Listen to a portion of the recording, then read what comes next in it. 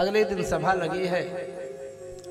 धृतराष्ट्र को रात्रि में नींद नहीं आई, मन अशांत था, बेचैन था। महामंत्री विदुर से पूछा है धृतराष्ट्र ने, हे महामंत्री क्या बात है, आज मेरे मन में बड़ी अशांति है, रात्रि में नींद नहीं आई है, कारण क्या है? तो गृहस्थ आश्रम में यदि व्यक्ति है और उसके पास ये 6 चीजें उपलब्ध है तब तो बहुत प्रसन्न रहेगा। अगर एक भी चीज में कमी होगी तो बहुत खिन्न हो जाएगा, दुखी हो जाएगा। ये षडंग गए हैं गृहस्थाश्रम के। राजनीतिम च षड विधान, जैसे राजनीतियाँ 6 प्रकार की होती है राजा की, तो गृहस्थाश्रम के 6 अंग कहे गए हैं। और जैसे हमारे शरीर में 12 अंग हैं, 12 अंग जब पुष्ट होगा तभी पूरी तरह से शरीर स्वस्थ होगा। और स्वस्थ शरीर में ही चित्त हमारा प्रसन्न होगा। यदि किसी भी एक अंग में कोई कष्ट पीड़ा है तो भी मन व्यथित होगा। अर्थागमो नित्यमरोगिता च प्रिया च भार्या प्रियवादिनी च वशस्य पुत्रोऽर्थकरी च विद्या षड्जीवलोकस्य सुखानि राजन। हे राजन, मनुष्य जीवन के षड सुख 6 सुख कहे गए हैं गृहस्थाश्रम के। धन आता हो, धनागम होता हो, शरीर स्वस्थ हो, भार्या सुलक्षणा हो, प्रियवादिनी भी हो, पुत्र वश में हो,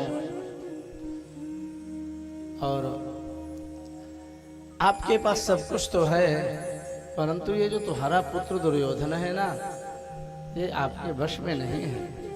और कल मैंने देखा कि भरी सभा में इस दुर्योधन दुशासन ने कितना अनर्थ कर डाला है, जो कुरु के वंश के लिए विनाश भूत हो सकता है। अतः हे महाराज, यदि आप कुरुवंश का कल्याण चाहते हैं तो त्यजाश्व शैवम कुल कौशलाय, कुल के कौशल मंगल के लिए आप इस दुष्ट दुर्योधन को राज्य से बहिष्कृत कर दीजिए।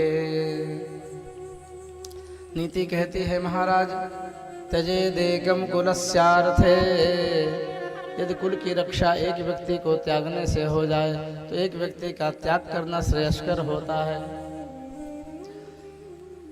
दुर्योधन दुशासन ने जब देखा कि महामंत्री विदुर मेरे पिता को मेरे विरुद्ध ही भड़का रहे हैं, क्रोध में आया, अपमान किया है। दासी पुत्र, खाते मेरा हो गाते हो पांडवों का, भयंकर अपमान किया है दुर्योधन ने। एक शब्द भी आगे बोला तो समझ लेना, भरी सभा में विदुर जी का अपमान किया है दुर्योधन ने।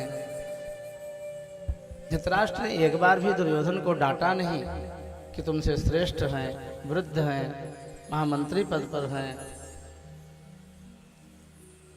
विनष्ट दृष्टि इसे उसके वृद्ध वाले के यहाँ जाकर के सीना जोड़ी वहां से करेगा, लेकिन यहाँ विदुर जी ने ऐसा नहीं किया।